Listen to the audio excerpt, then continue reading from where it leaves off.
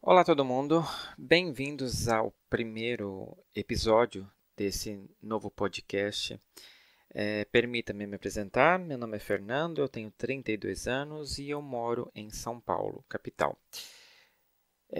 A ideia de gravar esse podcast, ela surgiu, sei lá, porque eu estava fazendo nada, brincadeira.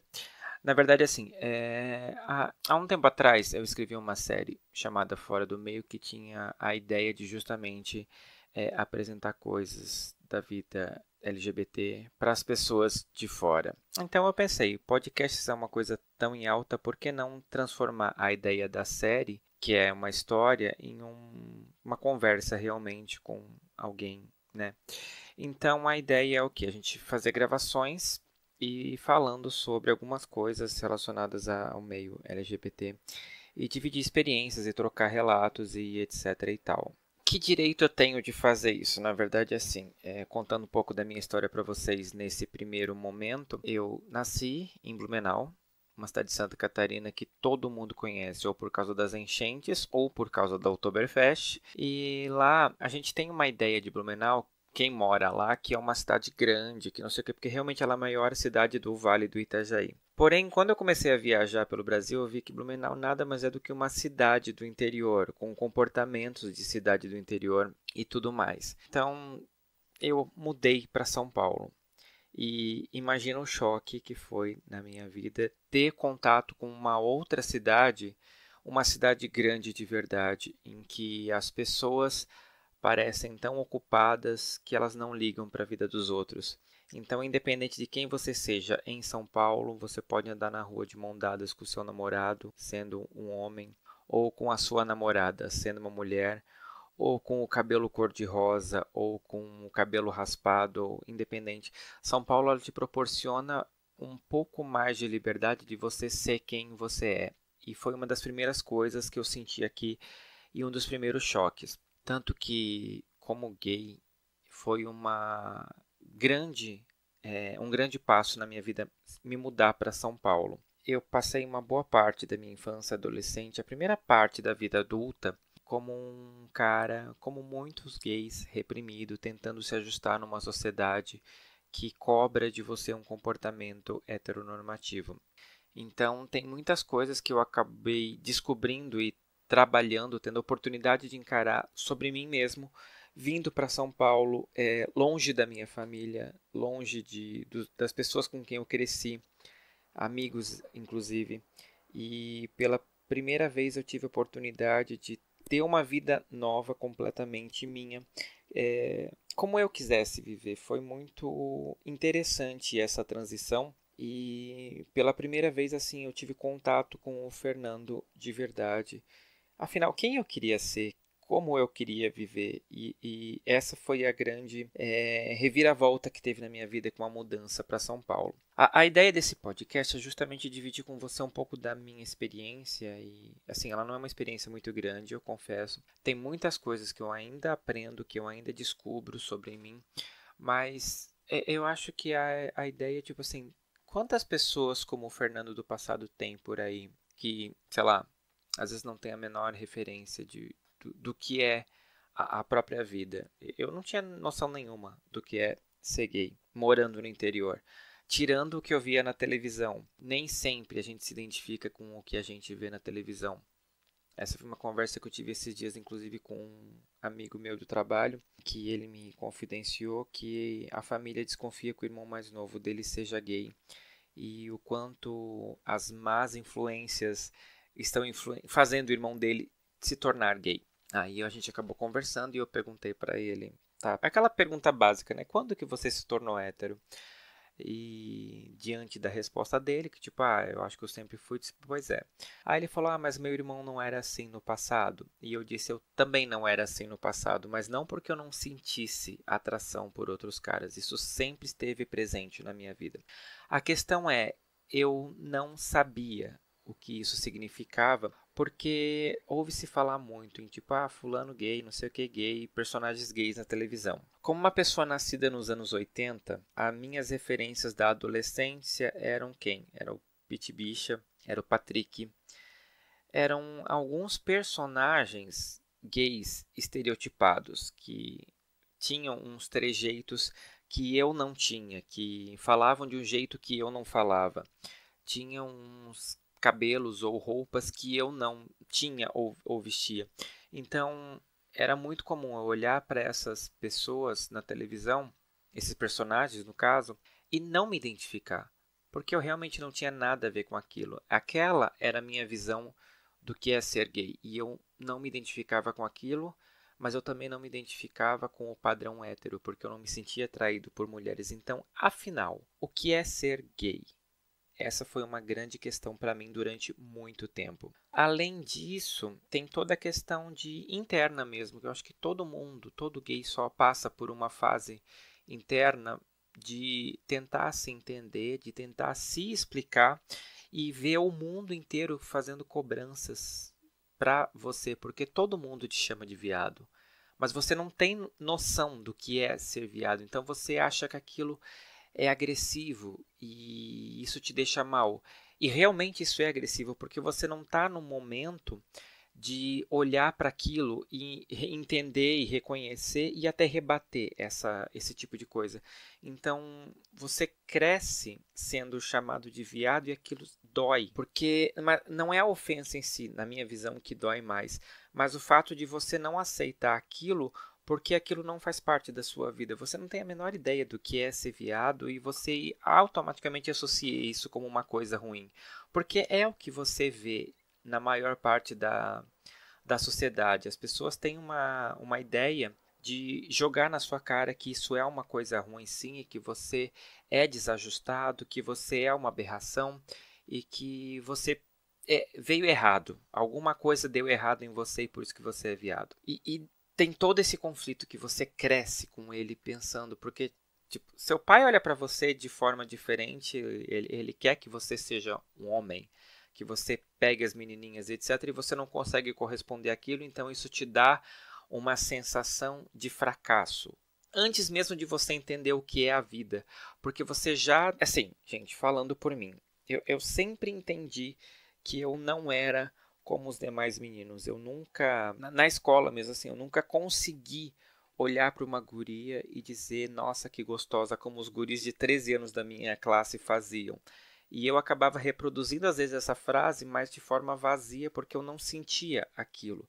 Mas eu era cobrado a falar daquela forma, então eu acabava falando. E eu me sentia muito mal depois porque eu achava isso uma atitude muito horrível, porque eu via que isso não era uma coisa legal. Então a gente cresce com esse cercado dessa coisa machista e etc. E você sendo cobrado a corresponder daquela forma, você acaba desenveredando por esse caminho por simplesmente não saber como não ser assim, como não fazer dessa forma. E seus pais te cobram uma postura e as namoradinhas e não sei mais o que, e você fica tipo nesse turbilhão de coisas na sua cabeça tentando se entender, se enquadrar, se encaixar e se aceitar, porque esse eu acho que é o pior passo que você dá consigo mesmo quando você é gay, é o se aceitar, porque a partir do momento que você se aceita, o resto do mundo não tem a importância. Mas enquanto você está nesse processo de se entender, é tudo muito agressivo, é tudo muito pesado. E é horrível você olhar para o mundo e desde criança, desde muito criança, você ter que lutar contra uma coisa que você não entende, você não tem controle. Por exemplo, pensa uma criança de 5 anos, sei lá, brincando de boneca, e ela é chamada de viado pelo pai, pelo amiguinho, por não sei quem. Uma criança de 5 anos não tem consciência de sexualidade tão aflorada. Isso, claro, né? Fazendo o estereótipo de um menino gay brincando de boneca. Mas para e pensa, que consciência tem uma criança de que aquilo é, abre aspas, errado, fecha aspas, sabe? Para ela poder ter uma postura de se defender e de entender, sei lá, por que ela gosta de brincar de boneca com a amiguinha, coisas desse tipo. Isso, claro, não entrando no mérito que brincar de boneca não é coisa de menina. Isso é só um exemplo que é muito comum em crianças, né? Tipo, sei lá, umas brincadeiras femininas. Por exemplo, eu sempre gostei de jogar vôlei no colégio e eu era taxado de viado porque eu não gostava de futebol. Sendo que eu não tinha a menor identificação com o esporte futebol, eu não conseguia jogar futebol. Até hoje eu não sei chutar uma bola direito, eu não tenho a menor coordenação nos pés, isso é um fato. Eu me dou muito melhor com esportes que eu use as mãos, como vôlei, por exemplo, do que com os pés. Eu me atrapalho muito com os pés e essa sempre foi a maior cobrança. Tanto de, tipo, professores quererem que eu jogasse futebol e os meninos da minha turma, tipo assim, odiarem eu estar no time deles. Tanto que eu era sempre o último a ser escolhido, mas é justamente porque eu não tinha a menor aptidão para jogar futebol. E isso não tem a ver com sexualidade. Hoje em dia a gente tem essa conversa, a gente sabe que é assim.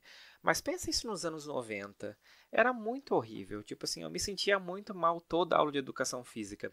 Principalmente na quinta série, quando separou meninos das meninas. Porque até então eu conseguia ir jogar vôlei com as meninas. Mas a partir do momento que eu tinha só meninos, não. E isso era a pior coisa, porque aí o bullying se instaurou de uma forma muito pior. E eu não sabia lidar com aquilo ainda, porque eu ainda não tinha entendido nada do que é. Eu sabia que eu percebia que eu tinha uns comportamentos gays porque os meninos me apontavam. Eu não sabia jogar futebol como um comportamento gay. Eu só andar com meninas no intervalo como um comportamento gay. Eu não achar meninas gostosas como um comportamento gay, mas eu não fazia a menor ideia do que era ser gay. Eu só beleza, eu disse beleza, então se isso é ser gay, eu sou gay. Mas isso também é errado. O que eu posso fazer para evitar isso? E o que aconteceu foi para a religião. E essa foi a pior decisão que eu tomei na minha vida. Não que com 7 anos de idade, que foi quando eu fui para a igreja, eu tivesse alguma noção do que eu estava fazendo, mas assim, aconteceu. Eu vi ali uma oportunidade de eu me consertar. E talvez até me esconder por mais uma camada de coisa, porque eu lembro claramente de um dia de me perguntarem por que você não fala de meninas? E eu ter dito, porque eu sou crente e crentes não falam de meninas. E o menino insistiu, tipo, mas vocês não gostam de menino? Eu disse, não, porque eu sou noivo. Tipo assim, fazendo uma... Eu usei a ideia cristã de que eu, como crente, fazia parte da esposa de Cristo, que é a igreja, e não sei mais o que, como uma forma de me escapar dessas perguntas e ninguém questiona a religião, né? Então era só eu aproveitava esse ensejo, digamos assim, para poder me justificar. Então, a partir daquele momento eu não precisava falar de meninas porque eu era crente. E crentes não falam de meninas, então foi um escape para mim. Ao mesmo tempo, na igreja, eu sentia que eu era diferente e eu tentava, de toda forma, arrumar uma forma de consertar o que estava errado em mim. Que forma foi essa? Aí eu comecei a cantar na igreja, a me envolver com escola dominical, a ser professor das criancinhas e tudo mais, numa forma de ocupar a minha vida com coisas da igreja, enquanto eu pedia para Deus nas orações que tipo, me consertasse, porque não era certo o que eu estava sentindo. E, lógico, isso me trouxe muito sofrimento. Eu passei dos 7 aos 14 anos na igreja e foram anos assim que eu me iludia de que eu estava feliz, de que eu estava me consertando, de que tudo daria certo. Até que um dia, uma noite, eu lembro isso como se fosse hoje, eu tive um sonho erótico, o primeiro sonho da minha vida que eu me lembre, erótico. E eu sonhei que eu estava chupando o pau de um cara. E eu acordei horrorizado, porque como que eu, estando na igreja durante tantos anos, consegui ter um sonho erótico com outro cara, um cara que eu não fazia a menor ideia que existia, tipo assim, eu não sei de onde meu cérebro criou aquele homem, nunca tinha visto esse cara até então. Eu nunca tinha tido contato sexual com ninguém, então, tipo, não tinha a menor chance de eu saber como era chupar um pau. Até aquele momento, tipo, naquele sonho. E eu fiquei, meu Deus do céu, que coisa horrorosa eu estou, né? Eu me culpei por ter tido esse sonho. E eu, né, mergulhei numa coisa, tipo, eu preciso mudar isso em mim. Eu preciso consertar isso em mim. Meu Deus, como farei isso? E eu mergulhei na igreja dessa forma e passei muito tempo. Até que eu comecei a ter alguns conflitos internos. Como conflitos internos? nada do que eu fazia parecia adiantar para mudar essa minha natureza. E eu comecei a pensar, beleza, eu vou para o inferno fazer o quê? Mas ao mesmo tempo eu pensava, gente, mas como que eu vou para o inferno? Tipo, nossa, tem tanta coisa de errada no mundo. E eu comecei a observar a hipocrisia da igreja em algumas coisas. E lendo a Bíblia, várias passagens que são estranhas, como, sei lá, apedrejar mulher e etc e tal por determinadas coisas, que eu comecei a questionar isso para mim mesmo, tipo, beleza, isso aqui é pecado, mas isso também é pecado, e hoje em dia não é pecado, então peraí, calma. Eu sei que eu entrei numa crise muito grande de fé, e isso culminou numa revolta minha pela seguinte questão. Eu descobri que minha mãe casou grávida de mim. Isso nunca foi escondido, na verdade, assim, mas eu acabei tendo contato com essa história e eu fiquei tipo, cara, minha mãe casou grávida de mim, então talvez esse seja o motivo de eu ser assim, seja um castigo por causa de um pecado, não sei o quê. E eu enveredei por um caminho de me considerar uma aberração como uma forma de punição para os meus pais. Mas logo em seguida eu parei para pensar racionalmente e pensei, tá, peraí, calma, vamos por partes. Por que eu tenho que ser o fruto de um pecado, de uma coisa que eu não tive, abre aspas, culpa? E eu comecei a questionar essas coisas e um dia conversando com um pastor, ele veio para cima de mim dizendo que realmente eu era fruto de um pecado, então eu tinha que me dedicar muito mais à igreja, não sei o quê. E aquilo me soou tão agressivo que eu disse, não, peraí, que tem alguma coisa muito errada. E a partir de então eu comecei a questionar cada vez mais a igreja, eu comecei a questionar a fé e eu comecei a fazer umas provas de Deus e ele não me respondia. E eu sei que eu criei, assim, começou uma fase muito revoltada da minha vida em que eu simplesmente larguei a igreja e eu fiquei muito mal. Não por ter largado a igreja, eu acho que isso foi positivo, mas foi uma fase muito difícil porque eu fiquei desnorteado. Então eu comecei a procurar outras explicações e eu entrei por uma fase meio pesada da minha vida, porque o que acontece? Eu me apaixonei por um cara e eu não soube lidar com aquilo e foi muito pesado, porque esse cara era meu chefe na época e ele era casado e eu não soube lidar com aquela situação. Então, assim, foi uma fase muito pesada para mim, porque foi a primeira vez que eu tive o contato real com estar apaixonado por um cara. Gente, apaixonado mesmo, assim, de verdade, sabe? De sofrer por amor. E o cara é hétero e etc e tal, e eu não sabia lidar com aquilo, então eu tive uma fase muito complicada, que em outra oportunidade eu conto. Mas eu sei, assim, foi muito pesado, foi muito difícil para eu lidar com isso. Não deu muito certo, tá? Eu já vou adiantar que, tipo assim, eu fiquei mal de verdade. E depois disso, eu comecei a... Eu, eu comecei a me procurar, digamos assim, a procurar me entender. Eu acabei contando na época para uma prima que eu era gay. Num momento assim de coisa, uma prima que é muito próxima a mim, e a reação dela foi a pior possível. Ela falou várias coisas horríveis, assim, que para mim naquela época eram horríveis, assim, não foi nada pesado, ela só disse que isso não era certo, aquelas coisas básicas que todo mundo fala, tipo, que não era certo, que isso era errado, blá blá blá. Não foi a reação que eu esperava ser acolhido de alguma forma e eu não tive isso, isso me fez mergulhar ainda mais numa depressão. Depois eu falei pra ela que eu tinha falado besteira, que eu tava confuso e etc e tal, e ninguém nunca mais tocou nesse assunto real, assim.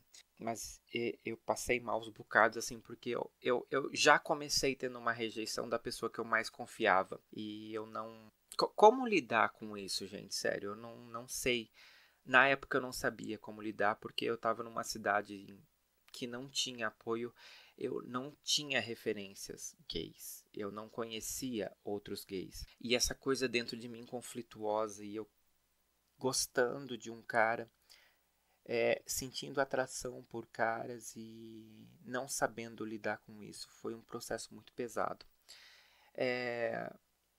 E hoje, quando eu olho para trás, e eu olhei durante isso muito tempo fazendo terapia, a coisa que eu mais queria naquele momento era ter com quem contar, ter com quem me abrir, ter com quem discutir isso e pedir uma opinião e pedir uma orientação e entender o que estava acontecendo comigo e por que estava acontecendo comigo e etc e tal. E logo na sequência, tipo assim, vocês, provavelmente pessoas mais jovens não vão lembrar, mas houve uma novela da Glória Pérez chamada América, em que tinha um personagem gay. E quando eu estava passando essa novela, eu fiquei muito vidrado nela, porque foi a primeira vez que eu vi um personagem gay tridimensional, digamos assim, com dramas e etc, parecido com os meus. Enquanto para mim foi bom ter isso, criou-se um outro conflito, porque daí minha família começou a discutir homossexualidade.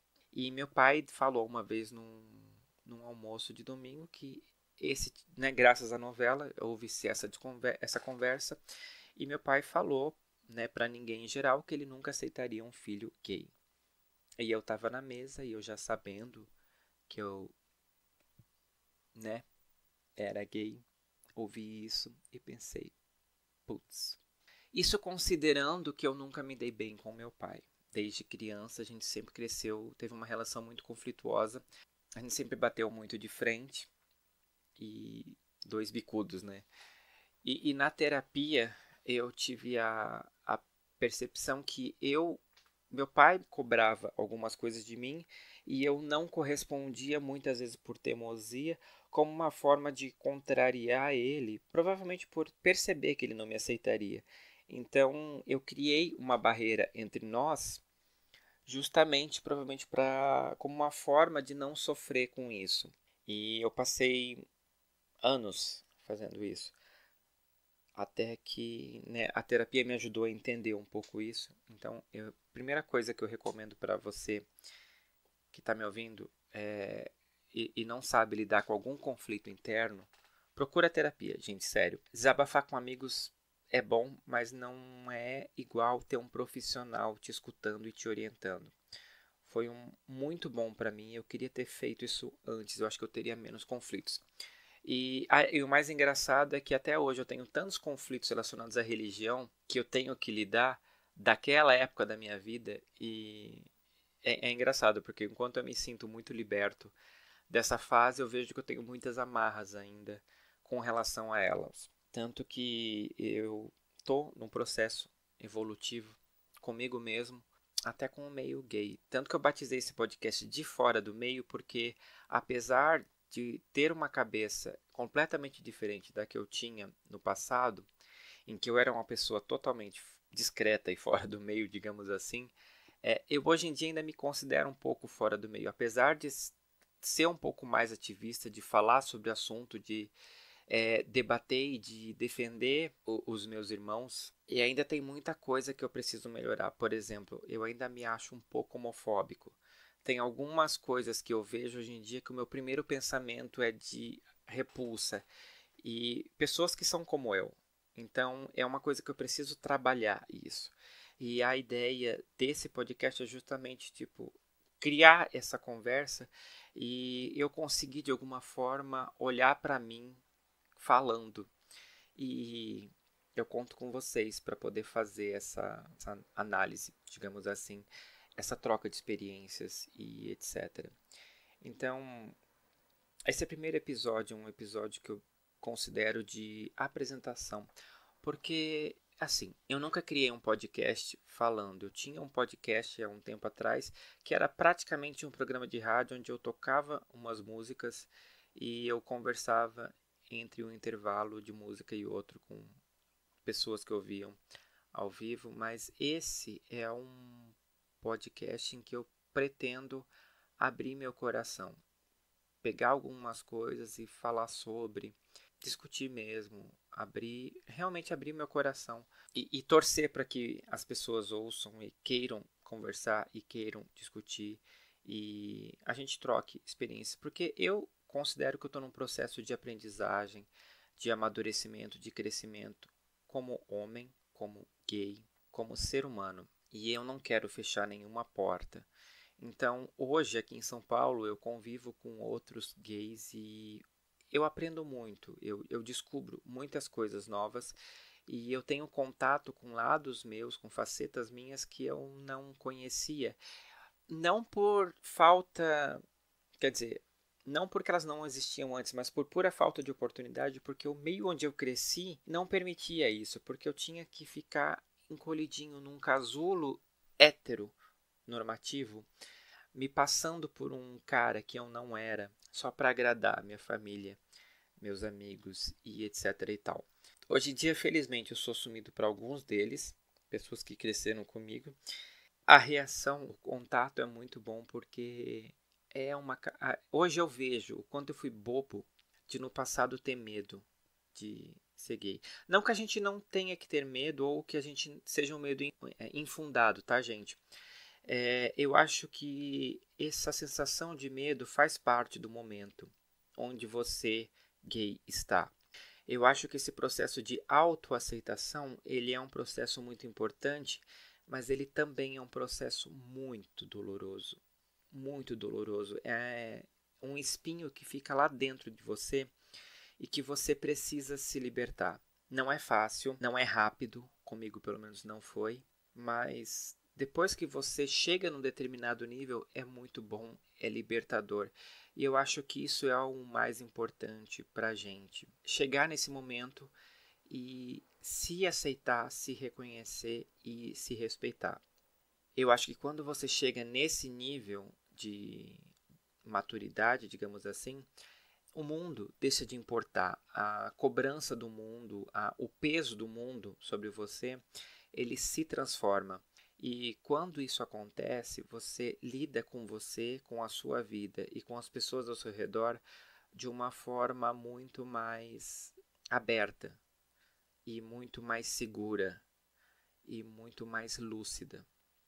Porque você sabe quem é você.